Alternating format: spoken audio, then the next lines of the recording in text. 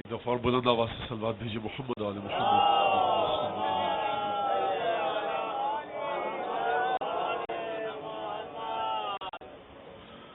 اعوذ باللہ من الشیطان الرجیم. بسم اللہ الرحمن الرحیم. الحمد للہ الذی جعل الحمد مفتاحا لذکرہ وسببا للمزید من فضلہ ودلیلا علی آلائہ وعظمتہ. والصلاة والسلام على عبده وأمين وحيه وخاتم رسله سيدنا ومولانا أبي القاسم محمد وعلى أهل بيته الطيبين الطاهرين الذين أذهب الله عنهم الرجس وطهرهم تطهيرا. واللعن الدائم على أعدائهم أجمعين. أما بعد فقد قال الله تبارك وتعالى في قرآنه المجيد وفرقانه الحميد وقوله الحق وهو أصدق القائلين. أعوذ بالله من الشيطان الرجيم. بسم الله الرحمن الرحيم. ألف لام ميم. ذلك الكتاب لا ريب فيه هدى للمتقين الذين يؤمنون بالغيب ويقيمون الصلاة ومما رزقناهم ينفقون. درود بھیجے محمد علی محمد.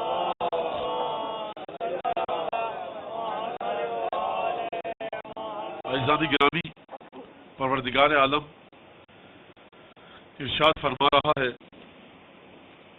کہ وہ سرنامہ کلام کی آیت کہ ہم نے کتاب کو متقین کے لیے ہدایت بنا کر بھیجا. یہاں پر ایک سوال یہ سامنے آتا ہے کہ کتاب اگر متقین کے لیے صرف ہدایت ہے تو جو لوگ بے تقوی ہیں کیا ان کے لیے ہدایت کا باعث نہیں ہے؟ اور وہ لوگ کہ جو دین پر عمل نہیں کرتے وہ کیسے ہدایت لیں؟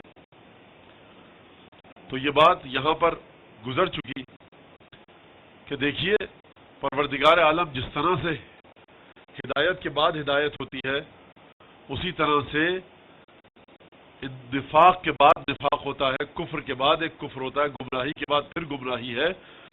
جو بات میں پہلے بھی یہاں پر عرض کر چکا، جہاں تک مجھے یاد آ رہا ہے عرض کر چکا ہوں یہاں پر کچھ دن پہلے، تو دوبارہ ایک رب دینا اور آگے بڑھنا ہے کہ پروردگار عالم فرما رہا ہے فی قلوبہم مرض فزادہم اللہ مرضا کہ منافقین کے دلوں میں بیماری ہے، اللہ نے اس بیماری کو مزید بڑھا دیا. جس طرح سے پروردگار یہ فرما رہا ہے کہ میں نے عرض کیا کہ قرآن مجید میں سورہ کہف میں پروردگار ارشاد فرما رہا ہے اصحاب کہف کے بارے میں انہم فتیۃ آمنوا بربہم فزدناہم ھدی. یہ وہ نوجوان تھے، با ایمان لوگ تھے کہ جو اپنے پروردگار پر ایمان لائے، اللہ نے ان کی ہدایت کو مزید بڑھا دیا. یعنی یہ نوجوان اصحاب کہف یہ اپنی مرضی سے ایمان لائے، دیکھا، سمجھا، بھالا، جانچ پڑتال کی، خدا کے وجود کو سمجھے اور اس کے بعد خدا پر ایمان لائے. جیسے ہی خدا پر ایمان لائے ہدایت پر پہنچ گئے، لیکن پروردگار یہاں پر رک نہیں رہا، فرما رہا ہے وَزِدْنَاهُمْ هُدًى، ہم نے مزید ہدایت میں ان کی اضافہ کیا. لیکن سوال اس سے پہلے یہ ہے کہ جب اصحاب کہف ایمان لانے کے مرحلے پر تھے، ایمان نہیں لائے تھے، تحقیق کے مرحلے پر تھے، تو وہاں پر اس قریے میں، اس علاقے میں، اس شہر میں، اس محلے میں اور بھی بہت سے لوگ تھے. یہ لگن ایمان کے پیچھے جانے کی، آخر خدا ہے کیا، آخر خدا کی معرفت کیا ہے، توحید کیا ہے، قیامت کیا ہے، مرنے کے بعد حساب کتاب ہوگا یا نہیں ہوگا. جب تک یہ ایمان نہیں لائے تھے اس وقت تک تو ان کا ان چیزوں پر ایمان نہیں تھا نا، نہ خدا پر، نہ قیامت پر، نہ اللہ پر، نہ رسول پر، نہ حساب کتاب پر، نہ قبر پر، نہ برے اور اچھی اعمال پر، نہ تقوی اور بے تقوائی پر. یہ لگن میں لگے ہوئے تھے، یہ چیک کر رہے تھے، تحقیق کر رہے تھے کہ یہ ہے کیا. اور جب اس مرحلے پر پہنچ گئے، مسلمان ہو گئے، تو پروردگار فرماتا ہے آمنوا بربہم فزدناہم ھدی، ہم نے ان کو مزید ہدایت میں ان کی اضافہ کر دیا. اب میرا سوال آپ سے یہ ہے کہ اس شہر میں اور بھی تو بہت سے لوگ تھے، ان کے دل میں یہ لگن کیوں پیدا نہیں ہوئی کہ ہم بھی تحقیق کریں آخر خدا ہے یا نہیں ہے، قیامت ہے یا نہیں ہے؟ یہ جو ہم سے پچھلی نسلیں تھیں یہ چلی گئی دنیا سے، گئی تو کہاں گئی؟ اور یہ مسلسل جو بچے پیدا ہو رہے ہیں یہ کیسے پیدا ہو رہے ہیں؟ ایک نسل جا رہی ہے، دوسری نسل آ رہی ہے، دنیا کا اختتام ہوگا، کیا سلسلہ ہو، کہاں پر جا کر ختم ہوگی؟ یہ لگن اصحاب کہف کے دل میں صرف کیوں پیدا ہوئی؟ بات سمجھ رہے ہیں آپ؟ کہ دیکھیے پروردگار فرمایا ھدی للمتقین، یہ لگن اصحاب کہف کے دل میں کہاں سے آئی؟ اس شہر میں بہت سے لوگ رہتے ہیں، لیکن محرم آتا ہے گزر جاتا ہے، عزاداری آتی ہے گزر جاتی ہے، ایک بہت بڑی تعداد ہے جو نہیں سوچتی کیا ہو رہا ہے، شور شرابہ ہے، یہ سب فضول وقت ضائع کرنا ہے، کیا آخر میں کیا کرنا چاہتے ہیں؟ لیکن وہاں پہ ایک ایسی بہت بڑا ایک طبقہ ہے جو یہ کہتا ہے کہ بھائی یہ ہوا کیا واقعہ، آخر یہ مسئلہ کیا ہے، سمجھ میں نہیں آ رہا، اور پھر مصائب پر گریا بھی کرتا ہے وہی طبقہ آ کر۔ تو دو چیزیں ہیں عزائے حسین ابن علی میں، ایک منطق اور عقل اور استدلال ہے، اور ایک جذبات ہے۔ عقل، استدلال، منطق، فلسفہ، حکمت آپ سے طلب کرتی ہے کہ یہ تو سوچو ذرا کہ وہ شخص کہ جو رسول کا بیٹا تھا، رسول کا نواسا تھا، 10 ہجری میں رسول کا انتقال ہوا، 60 ہجری میں حسین ابن علی کو شہید کیا گیا۔ دیکھیں ویسے تو 61 ہجری کا کیلنڈر شروع ہو چکا تھا، لیکن 10 محرم کو اس لیے 50 برس کہہ لیجئے، 50 برس اور کچھ مہینے رسول خدا کی وفات کو گزرے تھے۔ ایک مرحلہ ہے حسین ابن علی کو سمجھنے کا، عقل، استدلال، منطق، فلسفی۔ آپ سوچیں دلیل کیا ہے؟ 50 برس کے عرصے میں رسول کے بیٹے کو قتل کر دیا گیا، کہ جس کو رسول اپنے دوش پر بٹھاتے تھے۔ یہ سوال ہے، مسلسل اس سوال کے جواب کی تلاش میں ہیں لوگ کہ ہوا کیا۔ معمولی بات نہیں ہے کوئی، رسول کا بیٹا دنیا سے اسے قتل کر کے بھیج دیا گیا اس دنیا میں، اس کی جان لے لی گئی، اس کے بیوی بچوں کو قید کیا گیا، اسیر کیا گیا۔ یہ ہے منطقی اور استدلالی اور عقلی پہلو۔ جو لوگ کربلا کو صرف اور صرف جذبات میں خلاصہ کرتے ہیں وہ بھی غلطی کرتے ہیں، جو کربلا کو کہتے ہیں صرف عقل، شعور، استدلال، منطق، حکمت، وہ بھی غلطی کرتے ہیں۔ کربلا منطق، استدلال، حکمت اور جذبات کی آمیزش کا نام ہے، جذبات، عقل اور منطق کے آمیختے کا نام ہے۔ کربلا میں جذبات بھی ملیں گے آپ کو، عشق بھی ملے گا، دل بھی ملے گا، عقل بھی ملے گی، یعنی کربلا نام ہے عقل اور جذبات کے اتحاد کا۔ کربلا نام ہے عقل، استدلال اور جذبات کے اجتماع کا۔ اب یہاں پر بہت سی باتیں یقیناً مجھے لیکن ڈر لگتا ہے کہ میں دور چلا جاؤں گا، تو سوال یہ ہے کہ وہ کون سی چیز ہے جو آپ کے دل میں اس شوق کو بیدار کرتی ہے کہ میں یہ کام کروں۔ ایک اور مثال دوں، اگر میں یہ پوچھوں کہ آپ میں سے کس کو نماز شب پڑھنے کا شوق ہے؟ ہاتھ اٹھائیں، سب اٹھا لیں گے ہاتھ، ہم سب کو شوق ہے یا نہیں ہے؟ میں آپ سے پوچھوں آپ کو سلمان فارسی بننے کا شوق ہے؟ آپ کہیں گے بالکل ہے، کیا طریقہ کیا ہے؟ لیکن مسئلہ ہے کہ شوق ہم سب کو ہوتا ہے، بہت سی چیزوں کا اشتیاق رکھتے ہیں، لگن کس میں آتی ہے کہ وہ اذان سے 2 گھنٹہ پہلے بستر کو چھوڑ کر اٹھ کھڑا ہو؟ یہ لگن کہاں سے آتی ہے؟ کوئی تو سلسلہ ہوگا، صبح کی اذان ہوئی بستر چھوڑ کے کھڑے ہو گئے، یہ لگن کہاں سے آتی ہے؟ اور اگر کسی بھی یہ لگن نہیں ہے، وہ کہتا ہے مولانا دل تو بڑا چاہتا ہے نماز پڑھنے کا، لیکن نماز شب پڑھنے کا، لیکن آنکھ نہیں کھلتی، اور جب بھی اٹھتے ہیں نماز شب نکل جاتی ہے، بڑا افسوس ہوتا ہے۔ مثال دے رہا ہوں نماز شب کی، کیونکہ ایک بڑا کٹھن، بڑا مشکل سا مرحلہ ہے رات کو اٹھنا۔ یہ کیسے کیا کیا جائے؟ شوق ہے، ہو نہیں پا رہا۔ تو مسئلہ یہ ہے کہ ہدایت کے ایک مرحلے تک تو آپ پہنچ گئے کہ آپ کو شوق ہے، لیکن ہدایت کے اس مرحلے میں مثال دے رہا ہوں، آپ سے مطلب یہ نہیں کہ آپ نہیں پڑھتے، مثال دے رہا ہوں جو صاحب بھی نہ پڑھتے ہوں، فرض کیجیے میں اپنی مثال دوں، مجھے شوق ہے، میں نہیں پڑھ سکتا نماز شب، میں نماز نہیں پڑھتا، میں روزہ نہیں رکھ سکتا، خوب سی شوق بہت ہے عبادتیں کرنے کا، لیکن عمل کیسے کروں؟ عمل کے لیے داعی نفسانی چاہیے، کوئی ایسی طاقت ہونی چاہیے جو مجھے دھکیلے، عمل کے مقابلے پر، عمل کے مرحلے پر لے آئے۔ ہدایت کا ایک مرحلہ تو میں نے طے کر لیا، وہ کیا مرحلہ ہے ہدایت کا؟ وہ یہ مرحلہ ہے کہ مجھے سمجھ میں آ گیا کہ مجھے یہ کام کرنا ہے، عبادت کرنی ہے۔ اب وہ میں بات کہنے والا ہوں کہ جو معاشرے کا مسئلہ ہے، ہمارے ہم سب انسانوں کا مسئلہ ہے، میرا آپ کا مسئلہ ہے، سب کا مسئلہ ہے کہ عبادتیں ہم کرنا چاہتے ہیں بہت ساری، لیکن نہیں کر پاتے. شوق ہے، لگن ہے، لیکن اسباب مہیا نہیں ہوتے. کبھی آنکھ بند رہ جاتی ہے نماز اور عبادت کے وقت، کبھی پیسہ نہیں ہوتا کہ انفاق کر سکیں، کبھی جسمانی طاقت نہیں ہوتی کہ کوئی جسمانی کام کر سکیں. بہرحال بہت سے مسائل ہیں. کوئی مجلس کرنا چاہتا ہے، گھر بہت چھوٹا ہے، کرائے پر ہے، مالک مکان کو اذیت ہوگی، یہ سب مسائل ہیں. ہر آدمی عبادت کوئی نہ کوئی کرنا چاہتا ہے، مشکلات سامنے آتی ہیں. تو سوال یہ ہے کہ کیا پروردگار نے کوئی انتظام ایسا کیا ہے کہ وہ اسباب اور وہ وسائل اور وہ توانائی کہ جو ہمارے پاس نہیں آ رہی، ہم کرنا چاہتے ہیں لیکن نہیں کر پا رہے. بھائی نماز شب پڑھنے سے تو آپ کو کوئی نہیں روک رہا، مثال دے رہا ہوں، مجھے کوئی نہیں روک رہا. بستر ہے میرا، اٹھوں اور نماز پڑھ لوں. فرض کیجئے کہ مجلس کرنے سے مجھے روکا جا رہا ہے، مالک مکان ہے وہ پسند نہیں کرتا، شرط لگائیے، شرط مجھے اجازت نہیں ہے، یا گھر بہت چھوٹا ہے، دوسرے مسائل ہیں، لیکن نماز شب یا نماز پنجگانہ پڑھنے کے لیے کوئی پرابلم نہیں ہے. تو کیا کام کیا جائے؟ پروردگار نے کیا کوئی ایسا نسخہ رکھا ہے کہ جس کو انجام دے کر ہم اپنے ان کاموں تک پہنچ سکیں کہ جہاں پر ہم نہیں پہنچ پاتے؟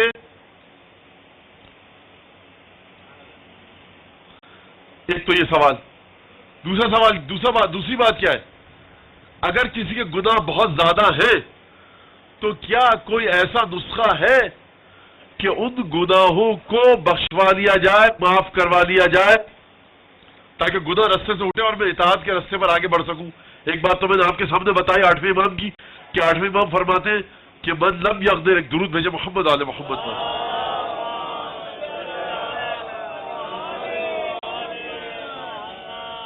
یہ حدیث بتا چکا، لیکن دوبارہ بات آ گئی تو بتا رہا ہوں کہ من لم یقدر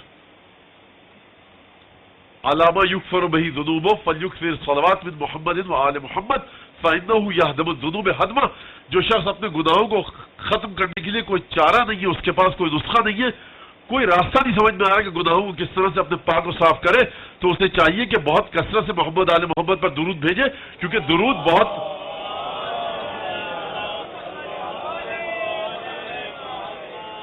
عجیب طریقے سے گناہوں کو ختم کر دیتا ہے درود. دوسری چیز مولا کائنات کی میں نے یہی حدیث بتائی کہ تنفیس المکروہ و اغاثۃ الملہوف کفارۃ للذنوب العظائم، کہ مددگار جو مدد کے لیے پکار رہا ہو اس کی پکار پر پہنچنا یہ گناہوں کے بڑے بڑے گناہوں کا کفارہ ہے. تیسری چیز کیا ہے؟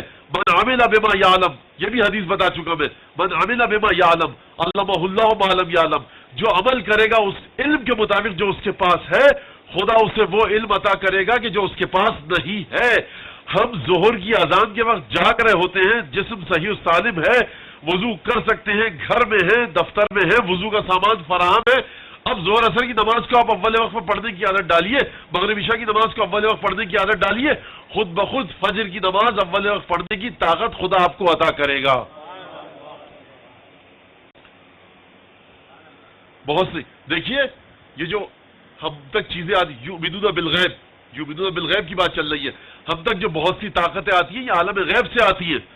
بیٹھے بیٹھے ایک دم سے آپ کو خیال آیا، ایک دوست نے کہا میں کربلا جا رہا ہوں، ایک دم سے آپ کے دل میں خواہش ہوئی. یہ دوست کے کہنے سے آپ کے دل میں خواہش ایک دم سے کیسے پیدا ہو گئی؟ حج پہ جا رہا ہوں، عمرے پہ جا رہا ہوں، فلاں کام کر رہا ہوں، فلاں کام کر رہا ہوں. یہ نیکیوں کی خواہش دفتن ہمارے دل میں کیسے جنم لیتی ہے؟ کبھی ہم نے سوچا؟ یہ غیب کے وجود کی اعلیٰ ترین مثال ہے کہ ہمیں نہیں سمجھ میں آتا کہ ایک دم سے یہ خواہش کیوں آئی، یہ کہیں سے ہمارے دل کی ڈوریاں ہل رہی ہیں، ہمیں خود نہیں پتا.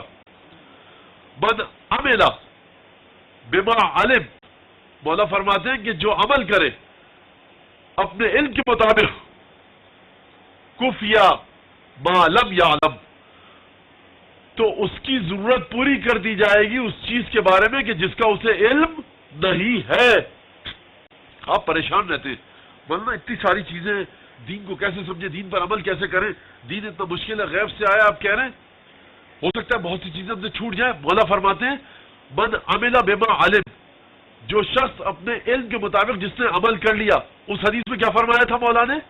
کہ جس نے اپنے علم کے مطابق عمل کر لیا اسے وہ علم عطا ہوگا کہ جو وہ نہیں جانتا. یعنی اگر میں اپنے علم کے مطابق عمل کروں تو مجھے مزید علم عطا ہوگا۔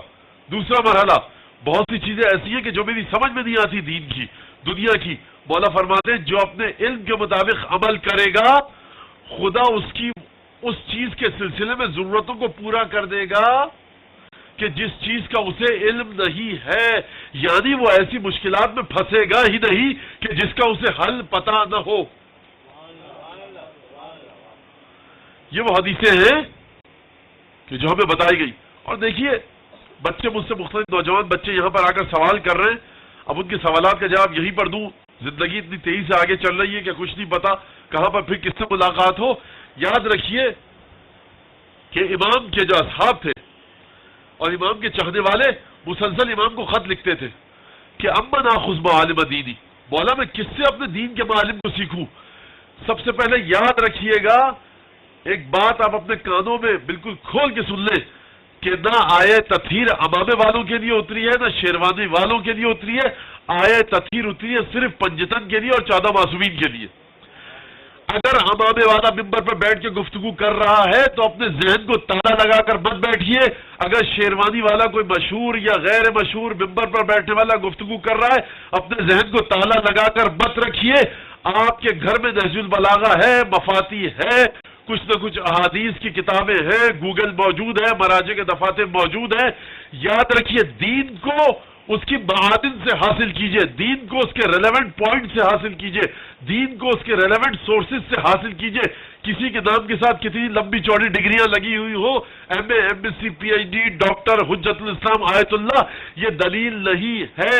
دلیل یہ ہے کہ کون حجت کے ساتھ بات کر رہا ہے۔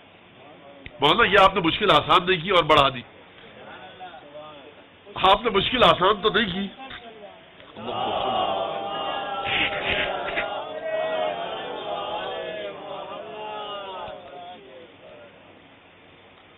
بہرحال یہ گستاخی ہے جو ممبر پر یہ میں کرتا ہوں، لیکن کیا کروں، آپ حضرات کا قصور ہے، میرا قصور نہیں ہے۔ آپ دعا ہی نہیں کر رہے میرے لیے کہ مسئلہ حل ہو۔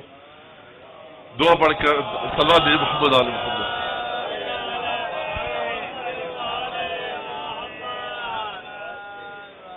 مولانا یہ تو آپ نے مشکل اور زیادہ کر دی۔ ہم تو سمجھتے امامے والا ہے، آیت اللہ لکھا ہوا ہے، حجت اسلام المسلمین۔ دیکھیے سب سے پہلے نوجوانوں سے مخاطب ہوں، یہ بہت زیادہ سوالات ہو رہے ہیں مجھ سے، اس لیے مجبور ہوں یہ بات کہنے پہ۔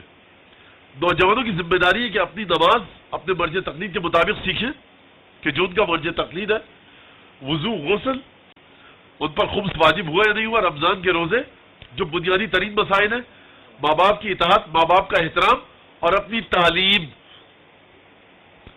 آپ کے امتحانات ہو رہے ہیں عشرے کے دوران، آپ صبح سے نکلے 8 مجلسیں کی مولانا، یہ بتائیے کیا 8 مجلسیں کرنا آپ کی ذمہ داری تھی؟ مولانا حسین ابن علی غم تو بنانا واجب ہے میرے بھائی، واجب کی بھی شرائط ہے، غم بنانا ہے۔ 8 مجلسیں کس نے کہا؟ 1 مجلس اگر آپ کر لیں گھر میں بیٹھ کے محلے کے نزدیک تو آپ کا وہ واجب ادا ہو گیا۔ اپنے وقت کو اپنی پڑھائی پر لگائیے، اپنی تعلیم پر لگائیے۔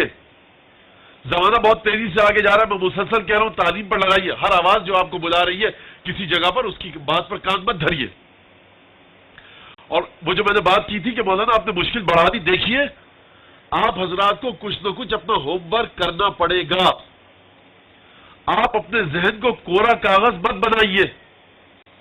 اگر میں یہاں پر ایک بات کہہ رہا ہوں تو آپ کی اتنی معلومات ہونی چاہیے کہ آپ مجھ سے کراس کوشچن کر سکیں، سوال کر سکیں کہ مولانا آپ نے یہ بات کری، کیسے کری، اس کے لیے علاج کیا ہے اس کا، کہ مسلسل پورے سال کسی نہ کسی حد تک دینی مسائل سیکھنے میں آپ گزاریے، بہت معمولی وقت دیجیے، مطالعے کو جاری رکھیے۔ نہج البلاغہ، کلمات قصار، صحیفہ سجادیہ، مفاتی کبھی کبھار کھول کے دیکھا کیجیے۔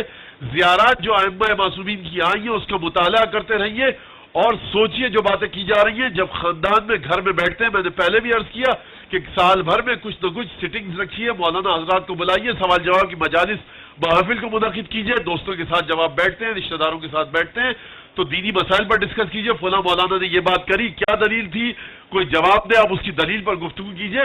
اس کے بعد حق کھل کر آپ کے سامنے آئے گا۔ ہر شخص جو گفتگو کر رہا ہے اس کے لیے حجت نہیں ہے۔ چھٹے امام کی حدیث ہے، اس روضہ کافی کے اندر درود بھیجیے محمد آل محمد۔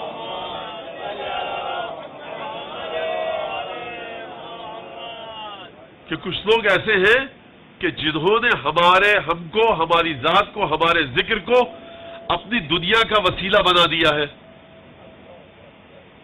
لیسوا منا ولسنا منہم، نہ ہمارا ان سے کوئی تعلق ہے، نہ ان کا ہم سے کوئی تعلق ہے. یہ صرف اپنی دنیا گزارنے کے لیے کام کر رہے ہیں. تو یاد رکھیے، اپنے ذہن کو خراب بھی مت کیجیے کہ جو ذاکر، جو عالم دین مجلس پڑھے، ذکر کرے، آپ کہیں گے اپنی دنیا کے لیے کر رہا ہے، اس کی نیت میں کھوٹ ہے. نہ اپنی آنکھیں بند کر کے بیٹھ جائیے، اپنے ذہن کو صحیح و سالم رکھیے. کیسے؟ جن شرعی ذمہ داریوں کی آپ کو ضرورت ہے صرف ان کو سیکھیے. اگر توزیع مسائل میں میراث ہے ایسے بچے کی کہ یا ایسے شخص کی کہ جس کی 4 بیویاں ہوں، 5 بچے ہوں، 2 اس بیوی سے، تو یہ آپ کو سیکھنے کی آپ کے لیے کوئی ضرورت نہیں ہے. آپ اپنی جو واجبات آپ کو روزمرہ کے پڑھتے ہیں وہ سیکھیے، اور پھر اس کے بعد امام سے اپنے تعلق کو مضبوط کیجیے، امام سے اپنے رابطے کو مضبوط کیجیے. ہر نماز فجر کے بعد دعائے عہد پڑھیے، اٹھتے بیٹھتے چلتے پھرتے استغفار صلوات پڑھیے، اور اس یقین کے ساتھ پڑھیے کہ میرا امام، اس کو میں ہدیہ کر رہا ہوں. امام کی یہ عادت ہے، امام کا یہ طور طریقہ ہے کہ اگر آپ امام کی بارگاہ میں کوئی بھی چیز بھیجیں وہاں سے مدد آپ کے شامل ہاتھ ہوتی ہے، غیب سے مدد آتی ہے.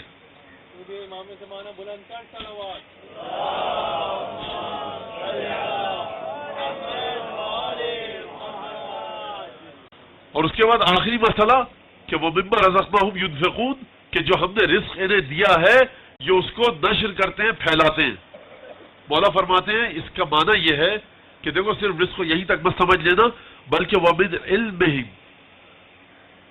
مِمَّا عَلَّمْنَاهُمْ يُعَلِّمُونَ يَبُثُّونَ، جو علم ہم نے انہیں سکھایا ہے وہ یہ لوگوں کو سکھاتے ہیں. علم علم علم. قرآن اور حدیث کی زبان میں علم صرف اور صرف اس چیز کو کہا جاتا ہے کہ جو معرفت الہی تک لے کے جائے، معرفت معصومین تک لے کے جائے، اور آپ کو اپنی ان ذمہ داریوں کو سیکھنے کا جذبہ آپ کے دل میں اجاگر کرے کہ جو ذمہ داریاں خدا کی طرف سے آپ پر عائد کی گئی ہیں. بولیں کہ فزکس، کیمسٹری، اکاؤنٹنگ، ایڈمنسٹریشن یہ علم نہیں ہے. قرآن کی نظر میں یہ علم نہیں ہے.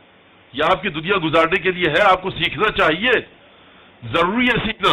لیکن قرآن علم کہتا ہے اس علم کو کہ جو انسان کو پروردگار کے سامنے لے جانے کا ذریعہ بنے اور انسان تیاری کر سکے کہ کس طرح سے پروردگار کی بارگاہ میں جائے. قرآن کی نظر میں وہ چیز علم ہے. اب یہاں پر جب انفاق کی بات آتی ہے تو انفاق کا مطلب کیا ہے کہ جو رزق مجھے عطا ہوا ہے وہ دوسروں کو دوں. علم پروردگار نے مجھے عطا کیا، وہ میں عطا کروں گا دوسروں کو. مال دیا ہے، اس کے ذریعے دوسروں کی میں مدد کروں گا. رسول خدا صلی اللہ علیہ وآلہ وسلم کی حدیث ہے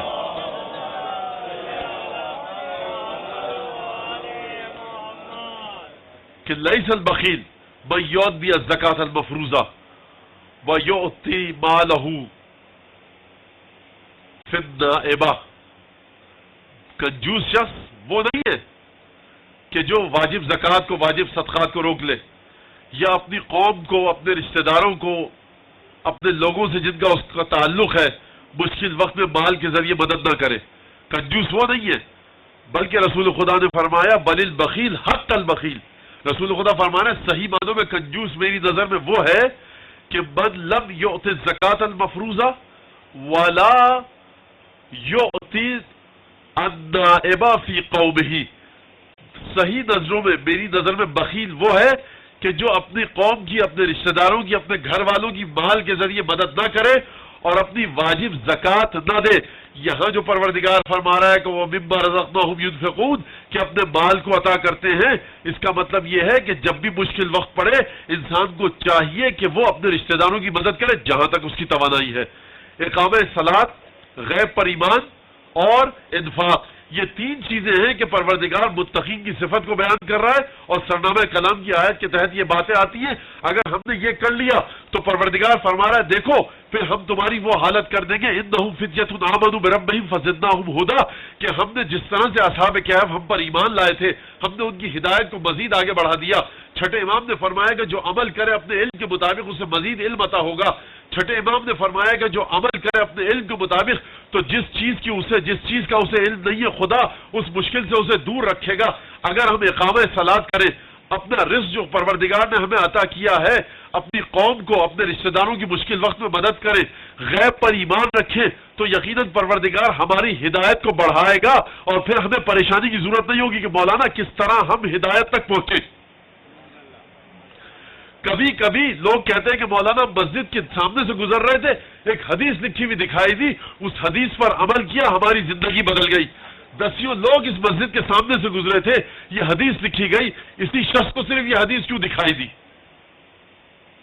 کوئی شخص زیارت پر گیا، وہاں پر اسے کوئی صاحب ملے، ایک حدیث بتائی، اس شخص کی حدیث بہت کام کی تھی، اس نے وہ حدیث سیکھی، پڑھی، عمل کیا، اس کے بہت سی مشکلات حل ہو گئی۔ یہ کیوں ہوتا ہے؟ مسئلہ یہ ہے کہ جب بھی آئیے فرش اعضا پر، جب بھی آئیے سید الشہداء کے پاس، سید الشہداء سے ہدایت مانگیے، سید الشہداء کی محبت مانگیے۔ میں بار بار یہ بات عرض کر رہا ہوں، بات ہو رہی تھی دین پر کہ دین اور سائنس کا کیا تعلق ہے، تو دیکھیے بات پھیلتی ہے اور پھر سمٹائی جاتی ہے۔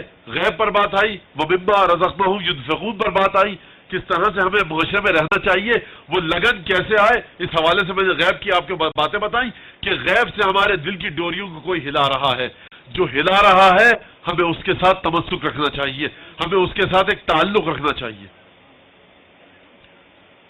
ایک شخص مدینے میں آیا، کچھ دن رہا، اس نے پھر کہا کہ لوگوں سے اتنے دن سے میں مدینے میں آیا ہوں، طبیب ہوں، حکیم ہوں، ڈاکٹر ہوں، میرا کام ہے علاج کرنا لوگوں کی بیماریوں کا، تو کوئی بیمار کیوں نہیں ہو رہا مدینے میں؟ تو جواب دیا گیا کہ ہمارے نبی نے یہ کہا ہے ہمیں کہ دیکھو جب تک بھوک نہ لگے کھانا مت کھاؤ، اور جب کھاؤ تو تھوڑی سی جگہ باقی ہو پیٹ میں، دسترخوان سے اٹھ جاؤ۔ نحن قوم اذا اکلنا لا نشبع، ہم وہ لوگ ہیں کہ جب کھانا کھاتے ہیں تو پورا پیٹ بھر کے نہیں کھاتے۔ جب ہم کھاتے ہیں کھانا تو پورا پیٹ بھر کر نہیں کھاتے، اور کھانا اس وقت کھاتے ہیں کہ جب بھوک لگے۔ ولا اکلنا حتی لا نجوع، اور جب کھانا کھاتے ہیں تو اس وقت کھاتے ہیں کہ جب ہمیں بھوک لگے۔ سیدھی سی حدیث ہے کہ جب بھوک لگے تب کھانا کھائیے، اور اگر بھوک لگی ہے دسترخوان پر بیٹھ گئے تو پھر تھوڑی سی گنجائش پیٹ میں ہو کھڑے ہو جائیے۔ اس حکیم نے کہا کہ ان نبیکم لم یترک ذی طبا طبا، تمہارے نبی نے کسی حکیم کے لیے کوئی حکمت چھوڑی ہی نہیں۔ اور سیدھی سی بات ہے، سادی سی بات ہے کہ کس طرح زندگی گزارو۔ جب کھانا کھا لیا ہے، حدیثیں موجود ہیں، میں یہاں سے بتانا نہیں چاہتا، جب کھانا کھایا ہے تو کھانے کے کتنی دیر بعد کون کون سے کام کرو۔ جب کھانا کھا لو تو پیٹھ کے بل لیٹ جاؤ، سیدھی ٹانگ کو الٹی ٹانگ پر رکھو۔ اگر تیل والا کھانا کھایا ہے جو چکنا ہے، اس کے بعد ٹھنڈا پانی مت پیو، کھانے کے دوران پانی مت پیو، کھانے سے پہلے تھوڑا سا سرکہ کھاؤ، کھانے سے پہلے تھوڑا سا نمک کھاؤ۔ حدیث ہے کہ ان الحلیب یفسدہ کل شیء الا العسل، دودھ میں کوئی بھی چیز ملائی جائے وہ دودھ کے اثر کو زائل کر دیتی ہے سوائے شہد کے۔ ایک عالم تھے بہت بڑے، آپ نے نام سنا ہوگا کہ وہ گئے آیت اللہ گلپائگانی بیمارستان ہاسپٹل میں ایڈمٹ ہوئے، تو ڈاکٹر آیا ان کے معائنے کے لیے۔ ڈاکٹر سے انہوں نے کہا کہ ایک سوال ہے۔ کہا کہ کیا سوال ہے؟ کہا کہ ایک خاص لکڑی ہے، نام دیا اس لکڑی کا۔ کہا کیا یہ دانتوں کے لیے مضر ہے؟ ڈاکٹر نے کہا پتہ نہیں مجھے۔ کہا کہ آپ ڈاکٹر نے ذرا دیکھ کے بتائیے کتابوں میں۔ اس ڈاکٹر نے جا کر دیکھا، چیک کیا، اس نے کہا ہاں یہ والی لکڑی دانتوں کے لیے مضر ہے، لیکن یہ بتائیے کہ آپ نے پوچھا کیوں؟ کہا کیونکہ میں نے صحیح روایت میں پڑھا تھا کہ فلاں لکڑی سے خلال کرنا کھانے کے بعد مکروہ ہے۔ اچھا، یہ عالم دین تھے، پہلے یہ نہیں بتایا کہ روایت میں دیکھا ہے، کیونکہ اگر وہ ڈاکٹر غلط کہہ دے گا تو روایت پر حرف آ جائے گا، ہو سکتا ہے روایت غلط ہو یا اور مسائل، اس ڈاکٹر کا ایمان کمزور ہو جائے گا۔ تو کہا بعد میں بتایا کہ میں نے صحیح روایت میں پڑھا تھا کہ فلاں لکڑی کے ساتھ خلال کیا جائے تو دانتوں کے لیے نقصان دہ ہے۔ تو عزیزان گرامی دیکھیے، دین نے ہم کو غیب بتایا ہے، دین کے احکام ایسے ہیں کہ دین نے ہم کو غیب بتایا۔ دین نے 1400 سال پہلے کہا کہ دیکھو اگر کہیں پر کوئی تالاب ہے، کہیں پر کوئی نہر ہے، کہیں پر کوئی پانی ایسا ہے کہ جس سے کام لیا جاتا ہے، تو اس پانی میں پیشاب مت کرو، فَإِنَّ لِلْمَاءِ أَهْلًا، چونکہ اس پانی میں بھی کچھ اللہ کی مخلوقات موجود ہیں۔ اس وقت عرب کی سمجھ میں نہیں آیا تھا کہ اس پانی میں مخلوقات کیسے موجود ہیں، لیکن دین یہ آج سے 1400 سال پہلے بتلا رہا ہے کہ دیکھو آج سے 1400 سال پہلے کہ پانی میں کوئی مخلوقات موجود ہیں۔ تو دین نے ہم کو پوری کی پوری سائنس نہیں بتلائی ہے، لیکن اس حد تک بتلائی ہے کہ ہم اس کو پڑھ کر دیکھ کر یہ کہہ سکتے ہیں کہ سائنسی قوانین کو دیکھ کر جو دین میں سائنسی قوانین موجود ہیں انہیں جب ہم دیکھتے ہیں تو انہیں دیکھ کر ہمیں یہ یقین ہو جاتا ہے کہ 1400 سال پہلے یہ جو گفتگو کی جا رہی ہے اس کا مطلب یہ ہے کہ دین حق ہے اور کوئی نہ کوئی اس میں فلسفہ موجود ہے۔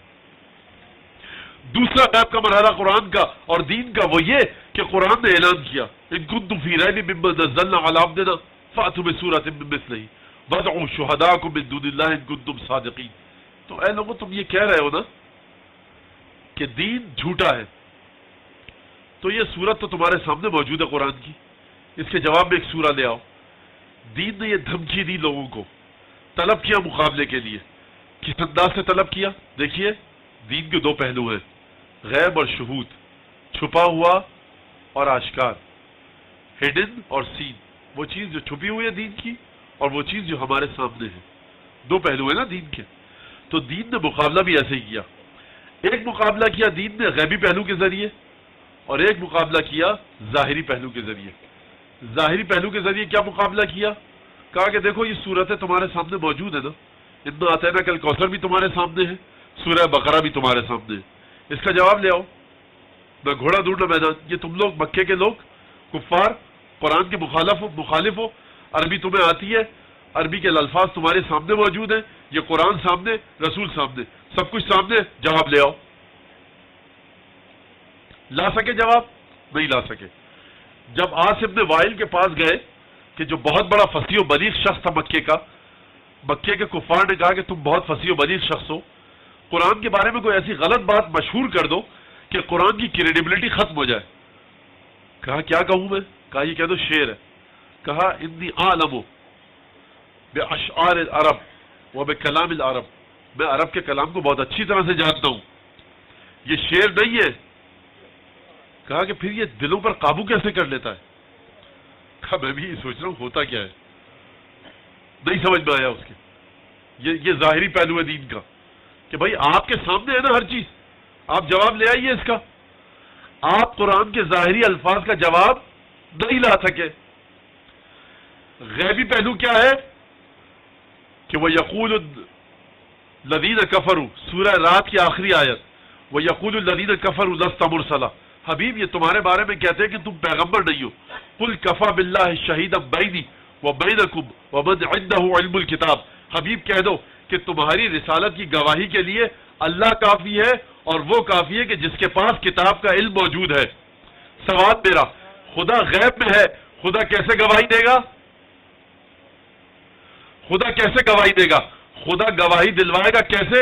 یہ غیب میں ہے۔ وہ ظاہری مقابلہ تھا، یہ غیب سے مقابلہ ہے کہ دیکھو پروردگار گواہی دے گا اور وہ ہستی گواہی دے گی تمہاری رسالت کی کہ جس کے پاس کتاب کا علم ہے۔ اس کا مطلب کیا ہے؟ اس کا مطلب یہ ہے کہ طاقتیں دو چل رہی ہیں، ایک ظاہری طاقت، ایک غیبی طاقت۔ بات کو اور واضح کر دوں عزیزان گرامی، اگر انسان کسی غیبی طاقت سے منسلک ہو کر سامنے والے کی تباہی اور بربادی کا سامان کر دے تو یہ غیب کے ذریعے دین کا دفاع کیا گیا۔ قرآن نے کہہ دیا کہ دیکھو یہ صورتیں تمہارے سامنے ہیں، رسول تمہارے سامنے ہے، پیغمبر تمہارے سامنے، قرآن کے الفاظ تمہارے سامنے، تم مکے کی عربی بولتے ہو، یہ قرآن بھی عربی میں نازل ہوا، رسول بھی عربی بولتا ہے، سب چیزیں تمہارے اختیار میں، قرآن کا جواب لے آؤ، تم جواب نہیں لا سکے۔ اب یہاں پر غیبی مقابلہ نہیں تھا، ظاہری مقابلہ تھا، شکست ہو گئی۔ ایک مرحلہ وہ آیا کہ جب غیب کے ذریعے مقابلہ کیا گیا کہ دیکھو عیسیٰ اللہ کے بندے نہیں ہیں، اللہ کے بیٹے ہیں۔ کیا کہا گیا؟ کہ عیسیٰ اللہ کے بیٹے ہیں۔ اب عیسیٰ جا چکے ہیں، ہمارے مطابق 7ویں آسمان پر ہیں، عیسائیوں کے مطابق انہیں سولی دے دی گئی ہے۔ اچھا مزے کی بات ہے، انسان گریا کرے، روئے یا ہنسے، ہماری نادانی، ہم اپنی نادانی پر ہنسیں یا روئیں کہ دیکھیے نوحوں میں کئی دفعہ سننے میں آ چکا ہے کہ عیسیٰ سردار پر ہے، عیسیٰ کو سولی دے دی گئی ہے۔ ارے بھائی آپ عقائد لینا چھوڑ دیجئے نا نوحہ خانوں سے، قصیدہ لکھنے والوں سے۔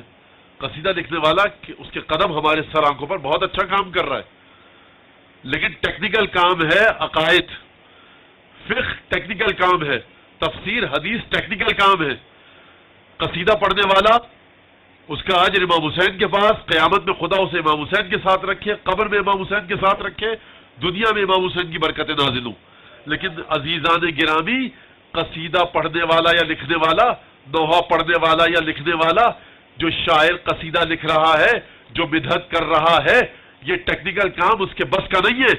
جب تک اس کا قصیدہ احادیث اور آیات کی روشنی میں ڈھل کر سامنے نہ آئے، کوئی حقیقت نہیں ہے اس کی۔ یہ عقائد کو قصیدہ خان اور مرثیہ خان اور نوحہ خانوں سے لینا بند کیجئے۔ تو مولانا کہ امامے والوں سے عقائد کو لیں، یہی تو میں کہہ رہا ہوں کہ امامے والے سے بھی مت لیجئے عقائد کو۔ عقائد کے لیے جا کر پڑھیے نہج البلاغہ، عقائد کے لیے جا کر پڑھیے اصول کافی۔ یہ فیشن، یہ طرز تفکر غلط ہے۔ مجھ سے بچے اگر پوچھیں مولانا کربلا میں یہ ہوا تھا، امامت یہ ہے، میں نے کہا یہ کس نے کہا؟ کہا کہ آپ نے نہیں سنا، فلاں نوحے میں کہا گیا۔ ارے میرے بھائی بیٹا، نوحے سے عقائد لینے کا طریقہ نہیں ہے۔ کسی امام نے نہیں کہا کہ نوحے سے عقائد لو۔ امام نے کہا دیکھو کیا کہا رسول خدا نے، انی تارک فیکم الثقلین کتاب اللہ و عترتی اہل بیتی، قرآن سے اور حدیث سے عقائد لو، اصول کافی سے جا کر عقائد لو، کتاب الحجت سے جا کر عقائد لو، کتاب العقل والجہل سے عقائد لو، کتاب الایمان والکفر سے عقائد لو۔ اگر کتاب الایمان والکفر سے نوحہ خان کے اشعار مطابقت رکھتے ہیں تو اس نوحہ خان کے نوحے کی حقیقت ہے۔ اگر کتاب الایمان والکفر، کتاب الحجت، کتاب التوحید سے، اصول کافی سے، بحار الانوار کی صحیح حدیثوں سے یہ قصیدہ مطابقت رکھتا ہے تو اس قصیدے کی کوئی حقیقت ہے۔ اگر یہ قصیدہ ٹکراتا ہے احادیث اور آیات سے تو اس قصیدے کی نہ کوئی حقیقت ہے، نہ نوحے کی، نہ میری تقریر کی، نہ میرے امامے کی۔ اس چیز کو کرنا بند کیجئے کہ صاحب نوحوں میں کہا جا رہا ہے حضرت عیسیٰ سردار پر تھے، حضرت عیسیٰ کو سولی دی گئی۔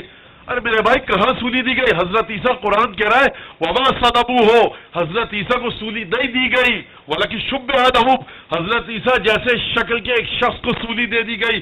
حضرت بر رفعہ اللہ، اللہ نے آسمان پر حضرت عیسیٰ کو اٹھا لیا ہے، چوتھے آسمان پر ہے۔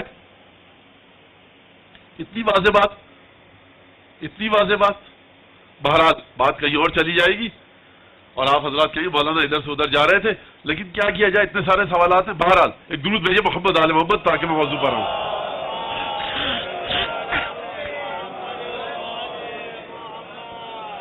تو دیکھیے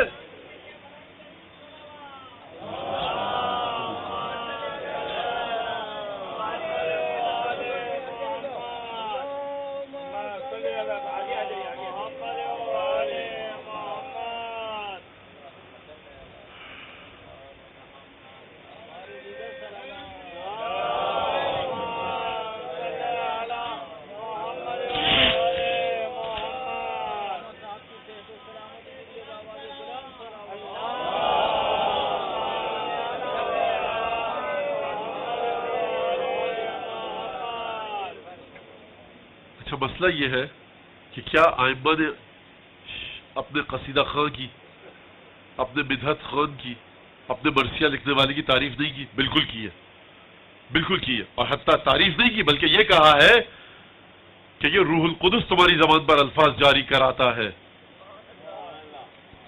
کمیت کے لیے ہاتھ اٹھا کر دعا کی، اللہم اغفر للکمیت ما تقدم من ذنبہ وما تاخر، پروردگار کمیت کے سارے گناہ معاف فرما۔ کون انکار کر رہا ہے؟ لیکن اشعار اس طرح سے ہونے چاہیے کہ جو اہل بیت کی شان کے مطابق ہو، قرآن کے مطابق ہو، حدیث کے مطابق ہو۔ بہرحال بات آگے نہ بڑھے اس سے زیادہ۔ کوئی صحابہ کہنے لگے مولانا یہ جو آپ بات کی ہے آپ نے کہیں اور کی تھی تو شعراء آپ کے مخالف ہو جائیں گے، تو شعراء مخالف ہونے کی وجہ سے میں امام جعفر صادق کی حدیث کو پامال کر دوں، اصول کافی کو ٹھکرا دوں، میں کچل کر چلا جاؤں آیات کو۔ تو یہ ڈرنا، گھبرانا، پریشان ہونا کیا مطلب کہ کوئی غلط بات کی جائے، صحیح بات کی جائے ممبر سے تو وہ مخالف ہو جائیں گے، وہ مخالف ہوتے ہوا کریں، اس ہستی کو دیکھنا ہے کہ جس کا غم بنایا جا رہا ہے، اس ہستی کو دیکھنا ہے کہ جس کے لیے فرش بچھایا جا رہا ہے۔ اس ہستی نے صرف دو چیزوں کی ذمہ داری دی ہے، قرآن اور اہل بیت، چاہے کوئی شاعر ہو، چاہے قصیدہ خان ہو، چاہے کوئی علامہ ہو، چاہے کوئی امام والے صاحب ہو، چاہے کوئی شیروانی والے ذاکر ہو، کوئی بھی کسی مرحلے میں ہو، اگر حدیث سے ٹکرا رہا ہے کوئی حقیقت نہیں ہے اس کی۔ بہرحال ایک تھا ظاہری مقابلہ کہ بھائی آیات تمہارے سامنے، قرآن تمہارے سامنے، رسول تمہارے سامنے، اس کا جواب لا کر دو، سامنے جواب لے آؤ، ہم کہہ دیں کہ بھائی یہ قرآن انسان کی خلق کردہ مخلوق ہے، ٹھیک ہے، تم لے آؤ سامنے جواب لکھو۔ چھپ کے بات نہیں ہو رہی۔ مکے میں خانہ کعبہ کی دیواروں میں معلقات سب لٹکائے گئے تو قرآن نے سورہ کوثر جا کر لٹکایا اور عرب اس کا جواب لانے سے ناکام رہے، چھوٹی ترین صورت کا جواب لانے سے ناکام رہے۔ یہ تھا ظاہری مقابلہ۔ باطنی مقابلہ کیا تھا کہ عیسیٰ اللہ کا بندہ نہیں ہے، عیسیٰ اللہ کے بیٹے ہیں۔ قرآن نے کہا رسول خدا سے، حبیب ان سے کہو ان مثل عیسیٰ کا عند اللہ ہے، ان مثل عیسیٰ عند اللہ ہے کمثل آدم خلقہ من تراب۔ بھائی تم اگر عیسیٰ کو اللہ کا بیٹا مان رہے ہو کہ وہ بن باپ کے پیدا ہوئے، تو دیکھو آدم تو اس سے بڑا آگے کی کہانی ہے، وہ تو نہ ماں تھی ان کا نہ باپ تھا۔ تو بھائی عیسیٰ کی مثال آدم کی مثال کی طرح خاک سے خلق کیا اور پھر اس کو کہا کن فیکون، تو مسئلہ ہو گیا سارا، اس نے اپنی روح پھونک دی۔ اگر تم عیسیٰ کو کہہ رہے ہو اللہ کا بیٹا ہے کیونکہ بغیر باپ کے پیدا ہوئے ہیں، تو آدم کے اندر تو زیادہ صلاحیت ہے یہ کہنے کی کہ وہ اللہ کا بیٹا پیدا ہوئے۔ اگر کوئی بغیر باپ کے اللہ کا بیٹا کہلایا جا سکتا ہے تو اس کو زیادہ حق ہے کہلوانے کا اللہ کا بیٹا کہ جس کی نہ ماں تھی نہ جس کا باپ تھا۔ لیکن عیسائی حجت کرتے رہے، بقرانیت جماتے رہے۔ اب یہ مسئلہ تھا غیب کے دفاع کا کہ غیب کا دفاع کیسے کیا جائے۔ پروردگار نے کہا حبیب مکے میں جو اعتراض ہوا تھا یہ تھا ظاہری دفاع، ہم نے عربی زبان کا سہارا لے کر دفاع کیا، ہم نے عربی زبان کے حوالے سے گفتگو کی۔ اعتراض ظاہری تھا، دفاع ظاہری۔ اب یہ اعتراض غیبی ہے، دفاع غیبی ہوگا۔ دفاع غیبی کیسے ہوگا؟ غیب کا مطلب کیا ہے؟ چھپی ہوئی چیز۔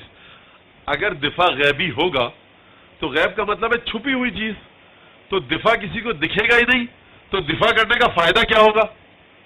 سمجھے بات کو آپ کہ میں کیا عرض کرنا چاہ رہا ہوں؟ بھائی دفاع تو ہوتا ہوا ایسا ہونا کہ دکھ جائے کہ بچ گئی وہ چیز۔ اگر اعتراض ہو گیا، اگرچہ غیبی اعتراض تھا لیکن دکھ گیا، تعلق غیب سے تھا، اب اگر پروردگار چھپ کے دفاع کرے تو کیسے سمجھ میں آئے گا؟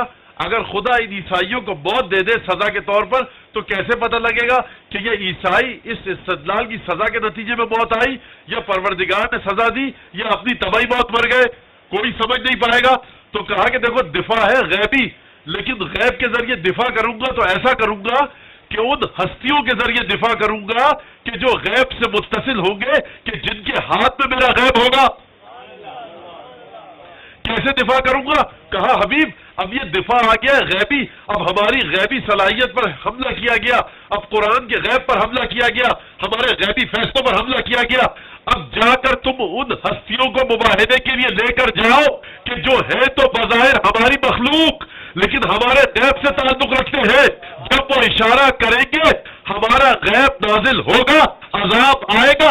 عذاب ہم دے سکتے تھے بغیر ان ہستیوں کے، لیکن اگر ہم عذاب دے دیتے تو دنیا والے سمجھ نہ پاتے کہ یہ عذاب کیسے آیا۔ ہم عذاب ایسے دیں گے کہ دنیا کے سامنے سمجھ میں آ جائے حسن حسین فاطمہ علی کی حیثیت کیا ہے۔ یہ جہاں چاہے جب چاہے خدا کے غیب کو موڑ کر عذاب نازل کر سکتے ہیں۔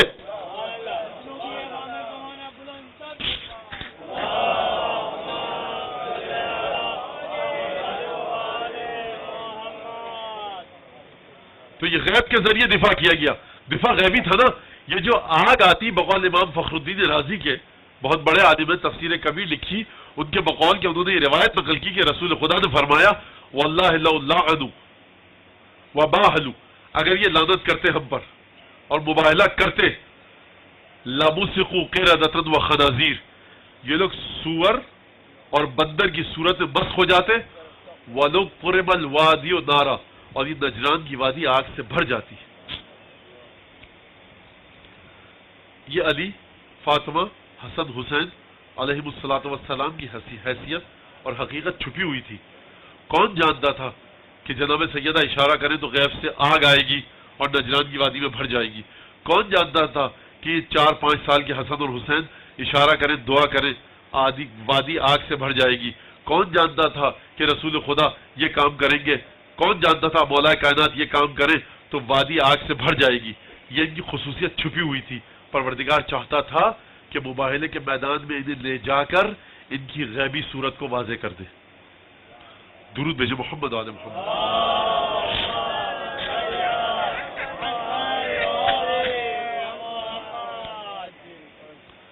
عزیزان گرامی، دیکھیے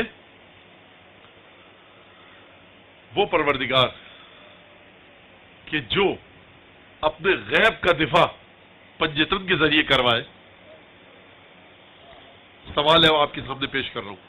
وہ پروردگار جو اپنے غیب کا پنجتن کے ساتھ دفاع فرمائے، وہ پروردگار جو اپنی ظاہری چیزوں کا پنجتن کے ذریعے دفاع فرمائے، تو مجھے بتائیے اب اگر آپ کو غیب سے متصل ہونا ہے تو کیا پنجتن کے علاوہ کوئی اور راستہ ہے آپ کے پاس؟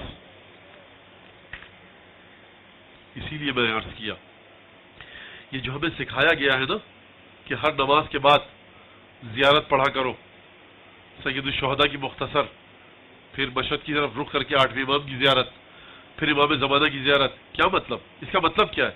اس کا فلسفہ کیا ہے؟ اس کا فلسفہ یہ ہے کہ ابھی آپ نے اپنی نماز ختم کی ہے. نماز ختم کرنے کے بعد وہ بہترین وقت ہوتا ہے کہ جب انسان کی دعا قبول ہوتی ہے. آپ اپنے امام کو صلوات بھیجتے ہیں، سلام بھیجتے ہیں، امام سے سلامتی آتی ہے. امام کی سلامتی دنیا کی بھی سلامتی ہے، آخرت کی بھی سلامتی.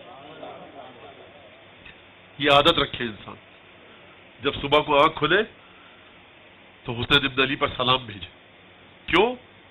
کیونکہ قرآن کی آیت ہے فَإِذَا حُيِّيتُم بِتَحِيَّةٍ فَحَيُّوا بِأَحْسَنَ مِنْهَا أَوْ رُدُّوهَا. جب تم پر کوئی سلام بھیجے، جب تم پر کوئی درود بھیجے، کوئی تمہیں مبارکباد دے، کوئی تمہارے ساتھ کوئی اچھا سلوک کرے، کوئی تحفہ اور ہدیہ دے، یا تو اس جیسا ہدیہ اور سلام اور درود یا احترام اس کا کرو جیسا اس نے تمہارا احترام کیا، یا اس سے بہتر احترام کرو. تو دیکھیے جب ہم کہتے ہیں نماز کے بعد السلام علیکم یا ابا عبداللہ، تو کیا حسین ابن علی کی نگاہوں کے سامنے یہ آیت نہیں ہے؟ یہ حکم حسین ابن علی کے لیے بھی ہے کہ جس مومن نے، جس مومنہ نے، جس عزادار نے عزاداری کے بعد نماز کے بعد زیارت پڑھی، السلام علیکم یا ابا عبداللہ کہا، اے حسین ابن علی اس پر یہی سلام دوبارہ بھیجو جو اس نے تم پر بھیجا، یا اس سے بہتر بھیجو. حسین کریم ہے. کریم کیا کرتا ہے؟ سخی کی عادت کیا ہوتی ہے؟ سخی کی حالت کیا ہوتی ہے؟ کہ اس کے ساتھ جو کام کیا جائے وہ اس سے بہتر کام انجام دیتا ہے. وہ اس سے بہتر کام انجام دیتا ہے، وہ اس سے بہتر چیز کو عطا کرتا ہے. لوگ کہتے ہیں کہ مولانا کبھی کبھی ہم بیٹھے ہوئے تھے، ایک دم سے شہزادہ علی اکبر کا خیال آیا. یہ کیوں ہوتا ہے؟ مولا عباس کا خیال آیا. یہ کیوں ہوتا ہے؟ حضور اس کی وجہ مجھے نہیں پتا، لیکن یاد رکھیے کہ یہ عالم غیب سے آپ کا دل سید الشہداء کے قابو میں ہے. اور یہ کہنا آپ کا غلط ہے کہ ہمیں یاد آتے ہیں حضرت علی اکبر، ہمیں یاد آتے ہیں مولا عباس. یہ ہو نہیں سکتا کہ نوکر آقا کو بلائے. یہ در حقیقت آپ کو مولا عباس نے یاد کیا ہے تو آپ کے دل میں مولا کی یاد آئی ہے. کیا یہ ممکن ہے کہ ہم رسول خدا سے کہیں ذرا میرے پاس آئیے یا رسول اللہ؟ نہیں. یہ در حقیقت رسول خدا ہمیں اپنے پاس بلاتے ہیں تب ہمیں عباس کا خیال آتا ہے. یہ جو آپ کے دل میں یاد آتی ہے شہزادیوں کی، اپنی بیویوں کی، اپنے شہداء کی، مظلومین کربلا کی، معصومین کی، یہ آپ بس سمجھیے گا کہ آپ کے دل میں یاد آئی. در حقیقت یہ آپ یاد آئے ہیں رسول اللہ کو تو رسول خدا نے آپ کو یاد کیا ہے. آنکھ سے آنسو نکلے وہی وقت دعا مانگنے کا. یاد رکھیے جس وقت آپ کے دل میں یاد آئے حضرت علی اکبر کی، مولا عباس کی، شہداء کربلا کی، مولا کائنات کی، کسی بھی مظلوم امام کی، کسی بھی مظلوم کربلا کی، کسی بھی ایسی ہستی کی، امام زادے کی کہ جس سے آپ کے دل میں غم کا تاثر آئے، وہ دعا مانگنے کا وقت ہے. اس وقت دعا مانگیے، دعا قبول ہوگی. یہ آپ کا دل امام کے قبضے میں ہے، آپ کا دل امام کے قابو میں ہے.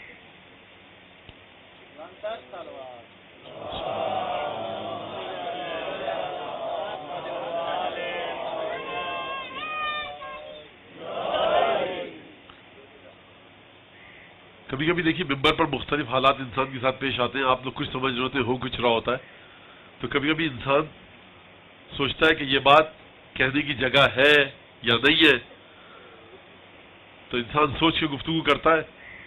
لیکن بہرحال دیکھیے آج جو حکم دیا گیا مجھے جس شہزادے کے مصائب پڑھنے کا،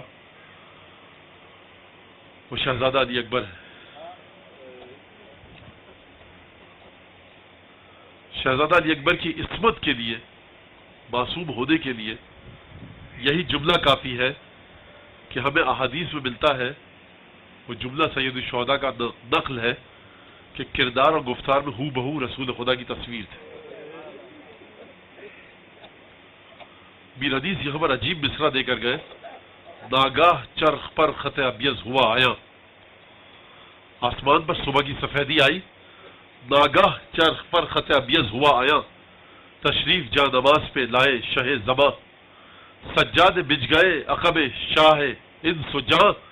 صوت حسن سے اکبر محرود دی ازاں، ہر ایک کی چشم آنکھوں سے ڈب ڈبا گئی، گویا صدا رسول کی کانوں میں آ گئی.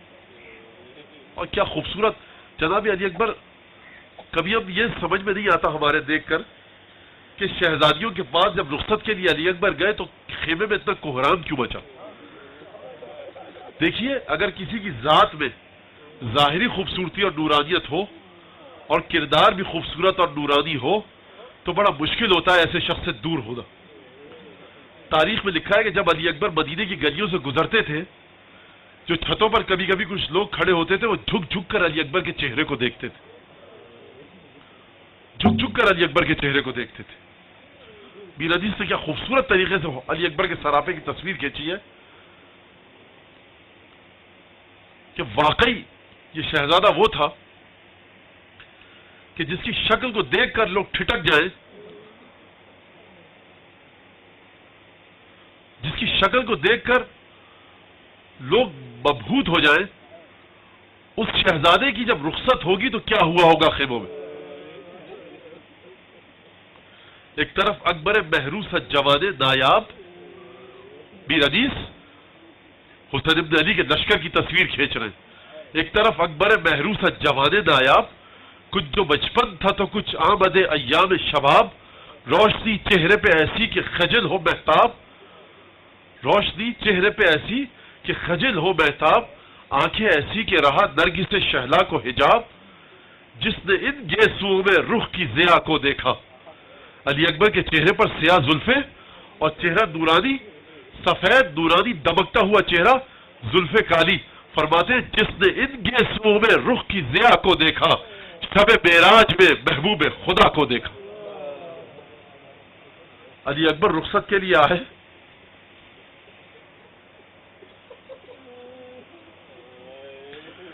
جب بنی ہاشم کی قربانی کا وقت آیا تو مولا حسین نے کہا، مرثیہ آپ سن چکے ہیں، مشہور مصرع ہے، تقدم ولدی، بیٹا علی اکبر اب تم سب سے پہلے جاؤ.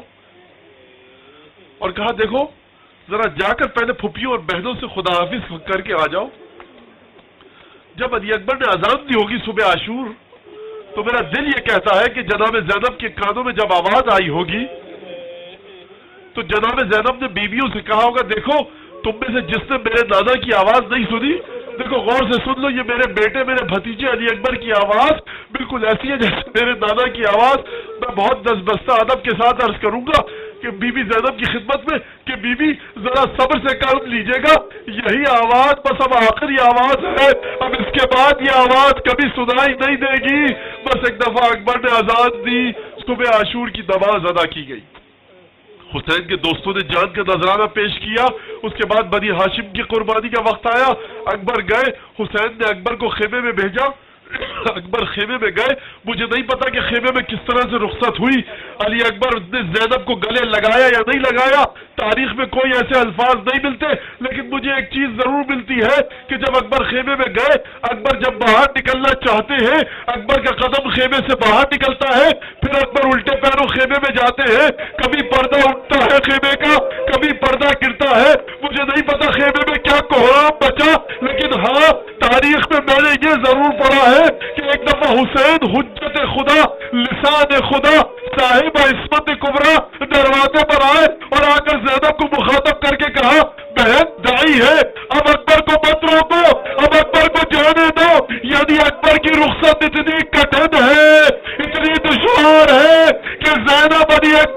جدا نہیں ہو پا رہی. جب آن محمد گئے تھے، جب اس طرح سے رخصت نہیں کیا، علی اکبر جا رہے، زینب تمہارا بیچتی ہے، ارے بیٹا ایک دفعہ اور اپنا چہرہ دکھا دے. کبھی کوئی بہن ابا کا دامن تھامتی ہے، کوئی قبا کا دامن تھامتی ہے. اے بھیا وہ غربتا وہ محمدہ، اکبر کی رخصت وہ رخصت ہے کہ جب شہادت سے پہلے ماتم ہوا. بس ایک دفعہ اکبر میدان کی جانب آئے، گھوڑے پر سوار ہوئے، حسین نے رخصت کیا، عجیب انداز سے رخصت کیا، اپنی داڑھی کو ہاتھ میں لیا، آسمان کی طرف دیکھا. ان اللہ اصطفیٰ آدم ونوحا وآل ابراہیم وآل عمران علی العالمین ذریۃ بعضها من بعض. سمجھے سمجھنے والے کہ اب کس کی قربانی ہے؟ یہ ابراہیم کی نسل کے اس اسماعیل کی قربانی ہے جو حسین کا بیٹا ہے. پروردگار اب نسل ابراہیم کی اس ہستی کو بھیج رہا ہوں. داڑھی کو ہاتھ میں لیا، آسمان کا رخ کیا.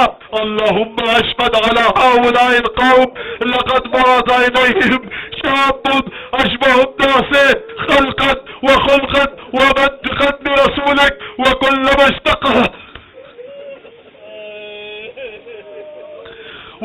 اشتقنا الى زیارت نبیک نظرنا الى وجہی. پروردگار بہت سو کی قربانی اب اس کربلا کے میدان میں حسین پیش کرے گا، لیکن پروردگار گواہ رہیو، اے ملائکہ گواہ رہنا، اب اس کی قربانی دے رہا ہوں جو پروردگار گفتار اور کردار میں ہوں بہو تیرے نبی کی تصویر تھا. اور جب بھی زینب کا دل گھبراتا تھا، جب بھی حسن کا دل گھبراتا تھا، جب بھی حسین کا دل گھبراتا تھا، جب بھی عباس کو رسول کی یاد آتی تھی، ہم علی اکبر کے چہرے کو دیکھ لیتے تھے، ہمیں اپنے دادا کی یاد آتی تھی، ہمارا دل ٹھنڈا ہو جاتا تھا. پروردگار میں کہوں گا مولا اب کچھ ہی دیر کا وقت ہے، ذرا ٹھہر جائیے، رسول کی تصویر خاک میں مل جائے گی. عزیزوں کسی بزرگ نے کیا خوب جملہ کہا. حسین نے کربلا میں دو قربانیاں پیش کی، ایک علی اصغر کی، ایک علی اکبر کی. علی اکبر کی قربانی پیش کر کے بتا دیا کہ یزید کے لشکر والے مسلمان بھی نہیں، اگر مسلمان ہوتے تو اکبر کو قتل نہ کرتے. اور علی اصغر کی قربانی پیش کر کے بتلایا کہ یزید کے لشکر والے انسان بھی نہیں، اگر انسان ہوتے تو 6 مہینے کے بے گناہ کا خون نہ بہاتے. بس ایک دفعہ اکبر میدان کی جانب گئے، حملہ کیا، لشکر کو پیچھے دھکیلا، 120 جہنمیوں کو واصل جہنم کیا. عجیب منظر دیکھا نگاہوں نے. اکبر یہ کیا ہوا؟ بس ایک دفعہ گھوڑے کی بانگوں کو موڑا، خیمے کی طرف آئے. بیٹا اکبر دوبارہ کیوں آ گئے؟ کہا بابا ایک مسئلہ ہے. کہا بیٹا کیا بات ہے؟ بابا ستن الحدید اجہدنی والعطش قد قتلنی. بابا پیاس مارے ڈال رہی ہے، یہ لوہے کی گرمی بہت بے چین کر رہی ہے. خلل شربت من الماء السبیل، پانی کا ایک گھونٹ مل سکتا ہے؟ سوال یہ ہے کہ کیا علی اکبر نہیں جانتے کہ حسین کے خیموں میں پانی نہیں ہے؟ کیا اکبر کو نہیں پتا کہ حسین کے خیموں میں پانی نہیں ہے؟ دوبارہ آ کر یہ سوال آپ کیوں کیا؟ تو عزیزوں سن لیجئے یہ بات بھی کہ اکبر سے حسین کو اتنی محبت تھی رسول کا ہم شکل ہونے کی وجہ سے. اکبر جب بھی کوئی آرزو کرتے تھے حسین پوری کرتے تھے. لیکن ہائے حسین کی مظلومیت، یہ وہ وقت امتحان ہے. اگر چاہے تو اکبر کے لیے کوثر کا جام بنوائے، لیکن حسین اطاعت الہی کے پابند ہے. اکبر بیٹا یہ میری زبان اپنے منہ میں رکھ لو، شاید کچھ افاقہ آ جائے.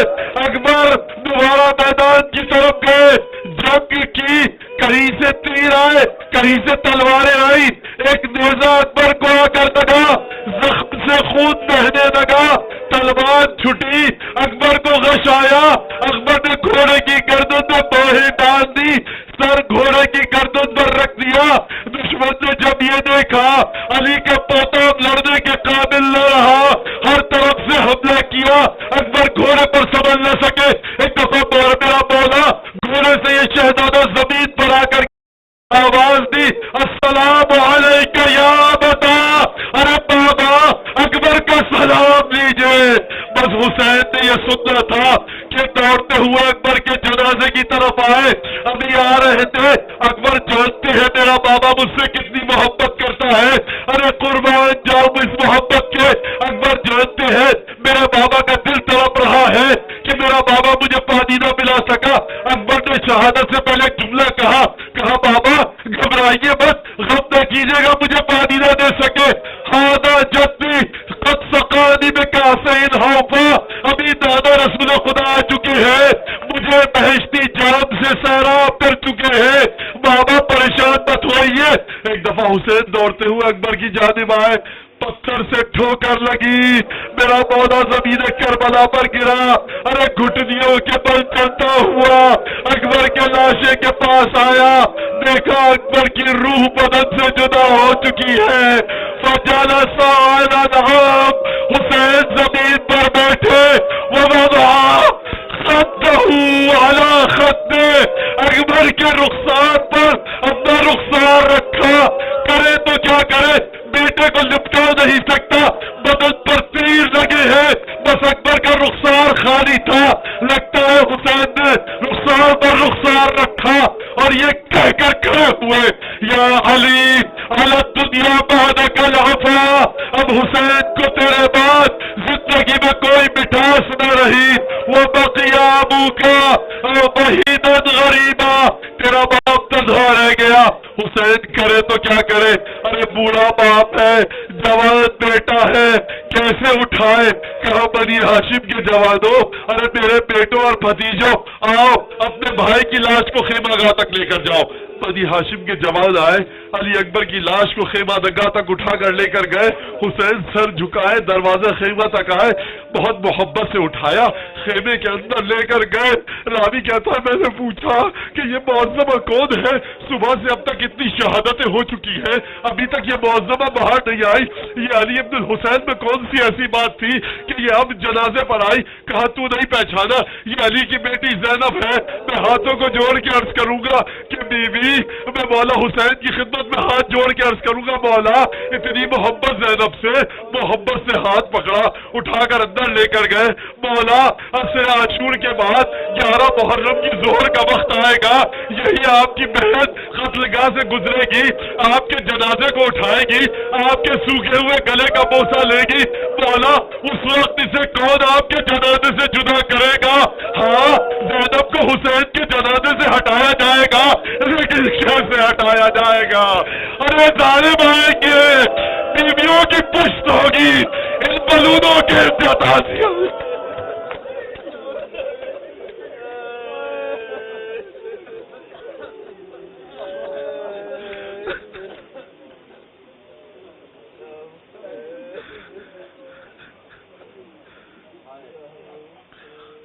اللهم كل وليك الحجة ابن الحسن صلواتك عليه وعلى آبائه في هذه الساعة وفي كل ساعة وليا وحافظه وقائدا مناصرا ودليلا وعينا حتى تسكنه أرضك طوعا وتمتعه فيها طويلا.